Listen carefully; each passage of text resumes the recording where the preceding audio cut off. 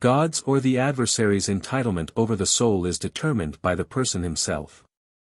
BD number 7038, February 9, 1958. You will never master your passions and weaknesses by using your own strength, for my adversary's strength, who propels you into these feelings, is stronger, and you will always succumb if you don't appeal to me for help, if you don't call upon Jesus Christ for strength and to support you against your enemy. He will hear even the faintest call for help, and you will be helped without fail. But also bear in mind that the adversary will not instantly slow down in his struggle for you and your souls. Time and again he will try to influence you in the same way, over and over he will try to inflame your cravings and passions anew. This is why you will have to repeatedly fight him again, and each time turn to Jesus, who is the only one who can help you. You can only release yourselves from the Lord who still has control over you during your earthly life by calling upon another Lord for protection. And I am waiting for this call, for then I will also be entitled to snatch you away from him, because I bought this right as Jesus, the man, through my sacrificial death. But you must understand this correctly. I am truly not lacking the power to deprive him of his rights. However, I will not use violence against the one who emerged from me first, whom I still love and whom I also want to regain through the path of love. He must recognize that I am superior to him, and he can only recognize it when he sees how one being after another voluntarily releases itself from him and desires to come back to me.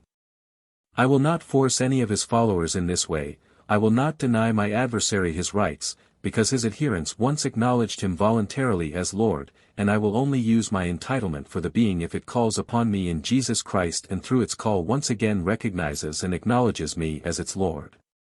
Anything that does not voluntarily turn to me I will leave to him. Thus his power depends on the once fallen beings which live on earth as humans, and during this time should make a decision for their Lord, for or against me.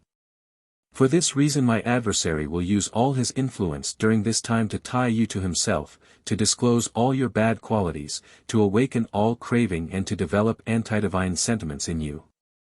Then it is up to you whether you succumb to his influence or muster the will to release yourselves from him. And since you are too weak on your own, you need help, which, however, is at all times at your disposal if only you call upon the one who died for you on the cross in order to pay the purchase price to the adversary for your souls.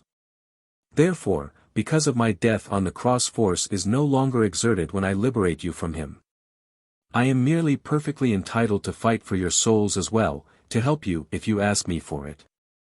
And with my help you will assuredly be able to undo all shackles. You will free yourselves from every weakness, for as soon as you are willing to detach yourselves from my adversary you enter my sphere of light and strength again, and whatever you want will also happen.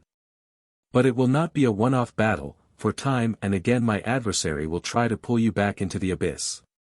And since earthly life is purely about your decision of will, your will must also prove itself again and again, but you will find it increasingly easier the more sincerely you unite yourselves with me in Jesus Christ, until he finally surrenders the battle and realizes that he has lost you to me forever. And for this reason you humans should not worry or become disheartened if you are repeatedly approached by temptation, for you are not without support providing you only want to belong to me. Only your will decides which Lord takes possession of you, and by merely handing yourselves over to me in Jesus Christ just once you will never ever detach yourselves from me again. You will also resist every temptation, since then you will fight the enemy of your soul with my strength and therefore always be victorious, because Jesus Christ fights by your side and my adversary will truly have to admit defeat to him. Amen.